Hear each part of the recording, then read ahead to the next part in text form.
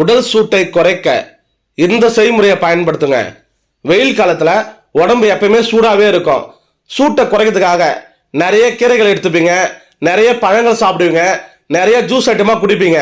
அப்படி குடிச்சுமே உடம்பு சூடே குறையலன்னு சொல்றவங்க இந்த செய்முறையை பயன்படுத்துங்க. 10 நிமிஷத்துல உடம்பு சூடு குறையும்.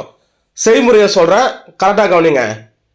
200 ml காய்ச்சின பால் எடுத்துக்கங்க. 10 கிராம் அளவுக்கு ரோஜா குல்கந்து எடுத்துக்கங்க. நாட்டு மருந்துகளை போய் கேளுங்க. ரோஜா குல்கந்து 10 கிராம் எடுத்துக்கங்க.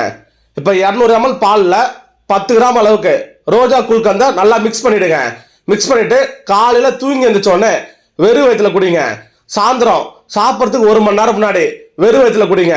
தொடர்ந்து நீங்க பயன்படுத்தும் போது 10 நிமிஷத்துல குடிச்ச 10 நிமிஷத்துல உடம்பு சூடு குறையும்.